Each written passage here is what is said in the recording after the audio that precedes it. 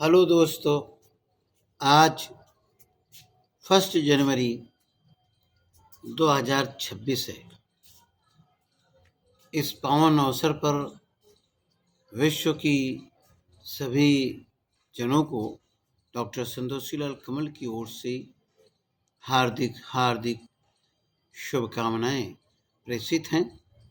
आशा करते हैं कि ये साल 2026 आप सभी के जीवन में नई स्फूर्ति, नई समृद्धि, नया ज्ञान का प्रकाश आपकी अंतःस्थल में विराजमान होगा और पूरे विश्व में ऐसे कल्याणकारी कार्यों के लिए ये वर्ष जाना जाए जहाँ पर 10 देशों में ऐसे संघर्ष चल रहे हैं। 10 संघर्ष ऐसे चल रहे हैं जहाँ पर इंसानियत का खून बहाया जा रहा है, जो कि अभी तक बंद नहीं हुआ है। दुनिया में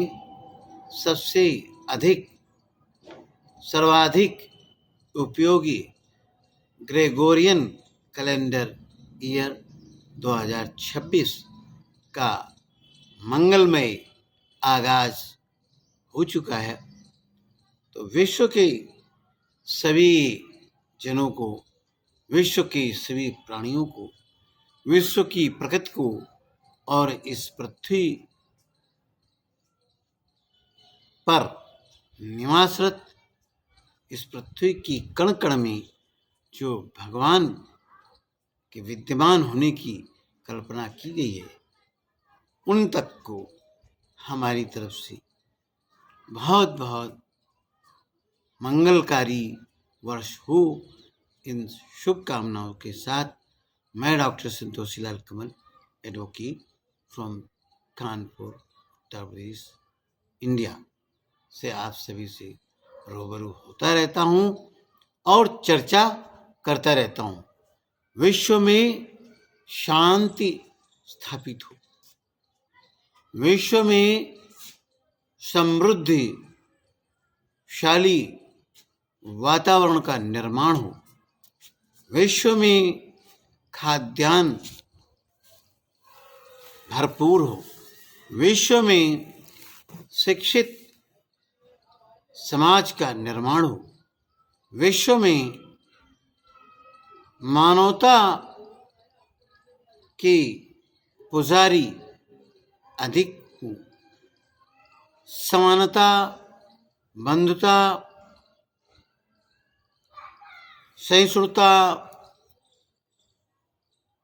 दया, करुणा, मैत्री, भाईचारे का भाव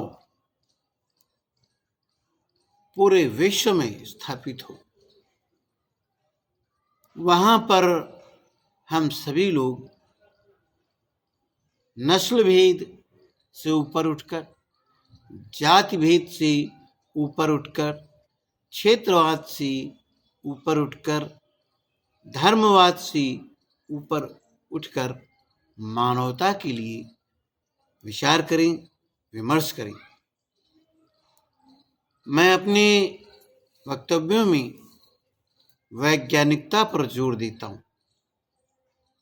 जब मनुष्य अपना जीवन बाह्य आडंबरों से रहित होकर वैज्ञानिकता पर जीना शुरू कर देगा,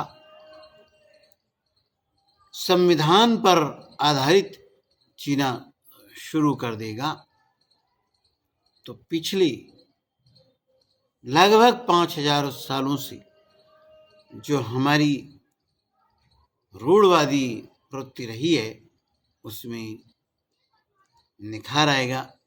हम अपनी लचक के कारण, ब्रदरहुड के कारण वैश्विक स्तर पर पहचाने जाएंगे। आज हमें ये भी सोचना होगा कि किस तरह से पूरी दुनिया में जो 10 बड़े संघर्ष चल रहे हैं उनका किस तरह से शांतपूर्वक समाधान निकाला जाए ताकि पूरे विश्व में शांति की स्थापना हो, प्यार मोहब्बत की स्थापना हो, आपसी प्रेम, आपसी भाईचारा बढ़े और स्वच्छ मन से, स्वच्छ मस्तिष्क से हम जरा विचार करें कि हम 2025 में कहाँ विकास किए हैं और कहाँ हमारा फेलर है, कहाँ हम पीछे रह गए। तो विचार करते हैं तो हमें ये सोचने को मजबूर होना पड़ता है कि निश्चित रूप से देशों के बीच टकराव की स्थिति बढ़ती जा रही है। हथियार खरीदने की होड़ गाहे बजाहे पैदा हो रही है, चाहे साधारण हथियार हों चाहे परमाणु हथियारों की बात करें। तो हमें पृथ्वी के संरक्षण, जलवायु परिवर्तन, पृथ्वी को आगे आने वाली सभी पीढ़ियों, सभी जंतुओं, जीव जंतुओं के रहने लायक बनाने के बारे में चिंतन वैश्विक स्तर पर होना चाहिए और एक सभ्य नागरिक का परिचय देते हुए कार्बन उत्सर्जन कम से कम करना चाहिए। पराली जलाने, कूड़ा करकट जलाने, औद्योगिक कचरा को जलाने की प्रवृत्ति कम करनी होगी, जिससे कि एयर क्वालिटी इंडेक्स हमारा सुधरे और हम आगे आने वाली पीढ़ी को और वर्तमान समय में जो हमारी पीढ़ियां हैं, मनुष्य हैं, प्राणी हैं, उनको प्राणवायु, ऑक्सीजन की शुद्धता सुनिश्चित हो सके, ऐसा प्रयास करते रहना चाहिए। इसके लिए बहुत प्रयास सरकार की तरफ से किए जा रहे हैं, सरकारों की तरफ से किए जा रहे हैं, पूरे विश्व में किए जा रहे हैं। फिर भी एक सभ्य नागरिक होने के नाते हम सब लोगों को जिम्मेदार होना पड़ेगा और इसके लिए अधिक से अधिक वृक्षों का रोपण, उनका संरक्षण करना पड़ेगा। नदी, झीलों, ताल तलैयों, पोखरों में जल संरक्षण करना होगा ताकि आगे आने वाली पीढ़ी को स्वच्छ पेयजल की उपलब्धता सुनिश्चित होती रहे। जब हम पूर्व में ध्यान देंगे तो सिंधु घाटी की सभ्यता बहुत पुरानी सभ्यता है और एक नई रिसर्च के माध्यम से इस सामने आ रहा है कि सिंधु घाटी की सभ्यता धीरे धीरे जो इतनी विकसित हुई थी वो धीरे धीरे समाप्त हो गई, केवल सूखे के कारण। और उस सूखे के कारण वहां के लोग ये पूर्व दिशा में पलायन को मजबूर हुए और धीरे धीरे वहां की संस्कृति का विलोपन हो गया। अब प्रदूषण कितना है आप समझ सकते हैं। जल संरक्षण सरकार के स्तर पर केंद्र सरकार के स्तर पर कितना है, कैसा है जल प्रबंधन। कभी स्वयं दिल्ली में बाढ़ आ जाती है, कभी जल प्रदूषण होता है, कभी घरों में जल घुस जाता है, एयर क्वालिटी इंडेक्स 400 के पार हो जाता है, जहां पर केंद्र सरकार के समस्त बड़े बड़े अधिकारी, राष्ट्रपति भवन, प्रधानमंत्री भवन, सब लोगों का वहीं निवास है और एयर क्वालिटी इंडेक्स 400 के पार। तो हम समझ सकते हैं कि जब देश की राजधानी में ये कंडीशन है तो देश के अन्य भागों में क्या कंडीशन होंगी। देश की राजधानी से पूरे भारत की शासन व्यवस्था का आकलन, शासन व्यवस्था की दिशा और दशा का निर्धारण किया जाता है। चिंतनीय विषय है। और हम जितने हमारे पड़ोसी मुल्क हैं, चाहे वो पाकिस्तान हो, चाहे श्रीलंका हो, चाहे नेपाल हो, चाहे बांग्लादेश हो, चाहे भूटान हो, चाहे अफगानिस्तान हो, इन सभी देशों में देखिए कि किस तरह से हलचल हो रही है, किस तरह से करुणा दम तोड़ रही है, किस तरह से इंसानियत दम तोड़ रही है, निहत्थे लोगों को किस तरह से मारा जा रहा है। चिंतन का विषय है, अति चिंतनीय है। आतंकवादी का कोई धर्म नहीं होता। हमें अपने स्वार्थों को इस तरह से हल करना होगा कि हमारे कृत्यों से बहुत बड़ी मानवता पर संकट न छाने पावे। वो चाहे पाकिस्तान सरकार हो, चाहे श्रीलंका सरकार हो, चाहे बांग्लादेश की सरकार हो, चाहे भारत सरकार हो, चाहे नेपाल सरकार हो, चाहे भूटान, चाहे अफगानिस्तान, इन सभी को कम से कम साउथ एशिया संगठन जो सार्क है उसमें हमें जोरदार से, दमदार से, खुले मन से आह्वान करना होगा। हृदय के अंतःस्थल में मानवीय मूल्यों को सहेज कर करुणा पर आधारित, दया पर आधारित, मानवता पर आधारित जब हमारे सेमिनार होंगे, बैठकें होंगी और जो वास्तविक रूप ले सके, जहां पर झूठ, फरेब, घमंड, छल, कपट का कहीं स्थान न हो, तभी हम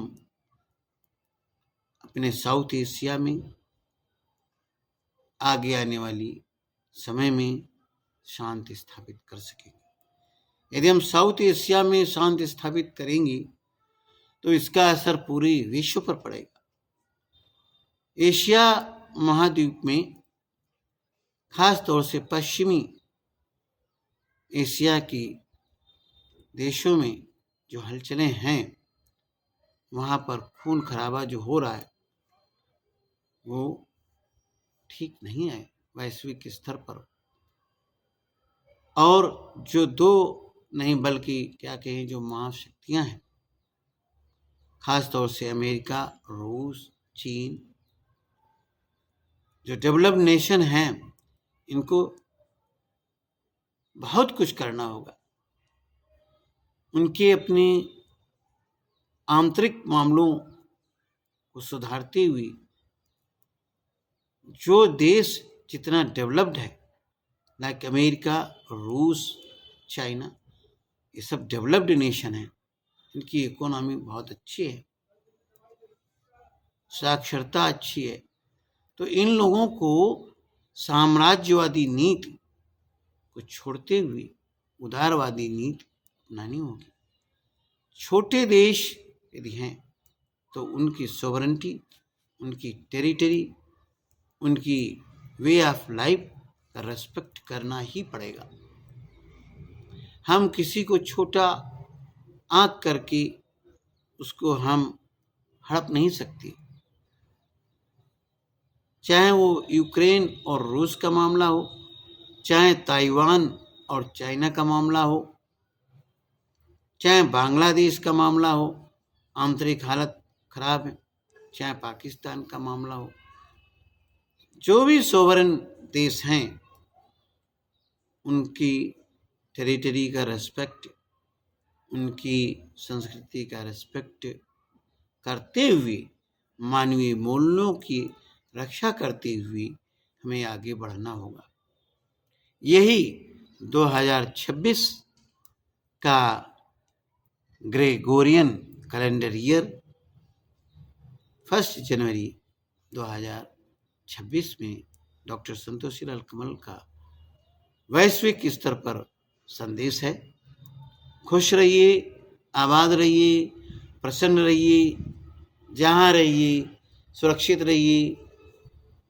दिव्य दृष्टि है, कहे कि भगवान, भा मीन्स भूमि, गा मीन्स गगन, वा मीन्स वायु, और उसमें आ की मात्रा अग्नि, ना मीन्स नीर, जो भगवान की 5 तत्व से मिलकर भगवान बना है।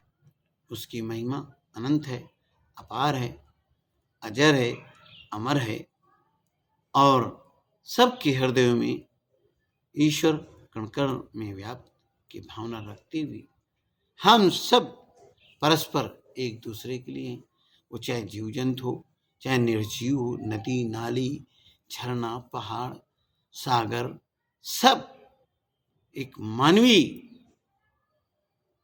रूप लेते हुए हम सब लोगों का सहयोग करते हैं जीने के लिए। और ये सब पूजनीय है, वंदनीय है। ऐसा सोचते हुए इस संसार में अपना जीवन व्यतीत करें। Have a beautiful, have a wonderful this 26 new year may bring you every kind of success, every kind of happiness, every kind of prosperity in your life. Thank you one and all for watching this video. Thank you again.